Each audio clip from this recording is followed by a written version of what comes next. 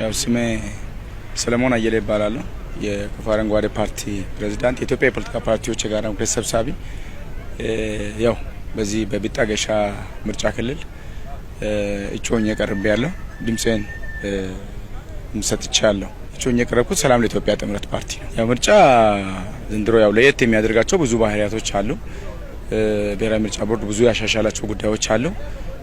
እንግዲህ በፊት እጩዎች ምዝገባቸውን የሚያደርጉት በማኑዋል ነው።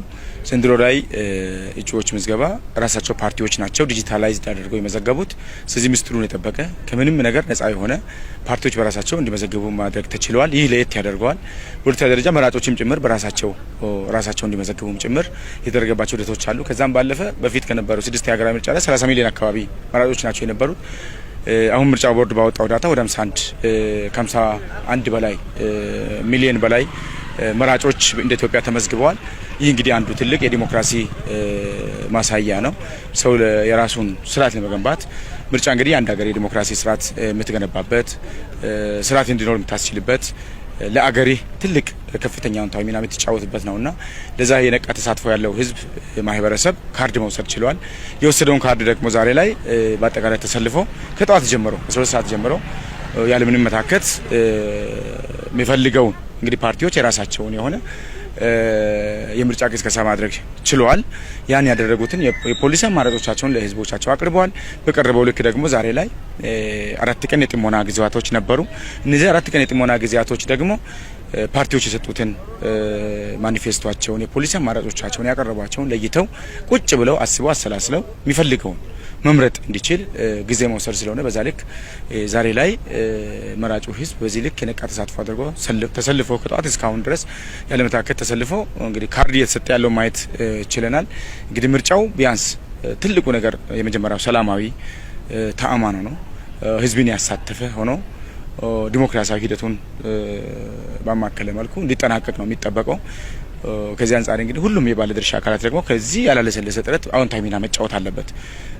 የጸጥታ አካሉ፣ የሚዲያ ተቋማት፣ ሌሎችም ለዚህ ምርጫ መሳካት ባለድርሻ የሆኑት አካላትን በመደገፍ ሚናቸውን መጫወት መቻል አለባቸው። እንግዲህ ቅድም ከኔ በፊትም ሌሎች የፖለቲካ ፓርቲዎችም እጩዎችም መጥቶ ምርጫ ሲመርጡ ነው የነበሩትና በአጠቃላይ የዚህ አካባቢ የሚንቀሳቀሱ የፖለቲካ ፓርቲዎች ያለምንም መገፋፋት ራሳቸውን መርጠው ከዛ ውጪ ደግሞ ከዚህ በኋላ ከምርጫ በፊትም ምርጫውን ቀስቅሰው ጨርሰዋል። አሁን ደግሞ ከምርጫ በኋላ ደግሞ ውጤቱ ምንም ይሁን ምን ውጤቱን ለመቀበል ዝግጁ መሆን ያስፈልጋል። ምክንያቱም መራጩ ህዝብ የሰጠውን ድምጽ በክብር መቀበል ያስፈልጋል። ይሄን ድምጽ መቀበል ማለት ይሄን ህዝብ ማክበር ማለት ነው።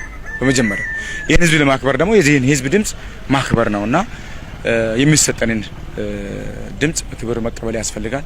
ብንሸነፍም ብናሸነፍም ህብረተሰቡ ቢያንስ የዲሞክራሲ ስርዓት ውስጥ የራሱን ኤክሰርሳይዝ ማድረግ ችሏል። ሀሳቡን መቀበል ሀሳቡን ማዳመጥ ችሏል። ስለዚህ የሚሰጠውን ድምጽ አገር እንዲቀጥል ነውና የሚፈለገው ትልቁ ነገር ይቻ ሀገር እንድትቀጥል ነው። ይቻ ሀገር እንድትቀጥል ደግሞ ለህብረተሰቡ ሀሳብን ይሽታል።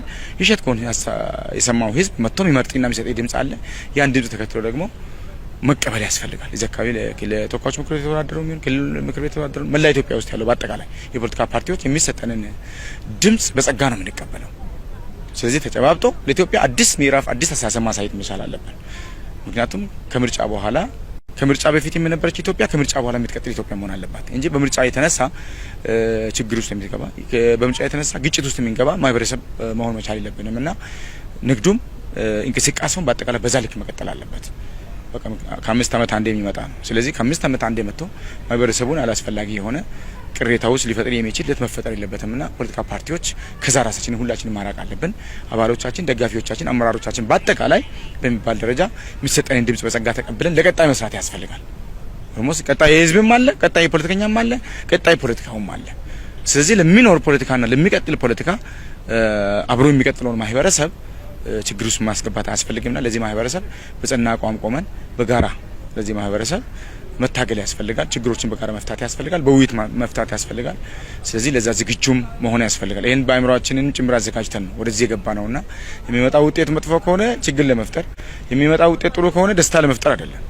የትኛውም ውጤት ይምጣ እንን ውጤት በጸጋ መቀበልና ለማህበረሰቡ መልካም። ምክንያቱም ይሄንን ወኪል ለመምረጥ ለተሰለፈው ሰው ትልቅ ክብር መስጠት ያስፈልጋል። ስለዚህ የተሰለፈው ሰው ደግሞ የሚወክለውን ይሆነኛል የሚለውን ለመምረጥ ነውና እዚህ የተዘጋጀው። ለዚህ ህዝብም ክብር ያስፈልጋል። ስለዚህ ለነሱ ሲባል ለዚህ ማህበረሰብ ክብር ሲባል የሚሰጠውን ድምጽ መቀበል ያስፈልጋል ማለት ነው።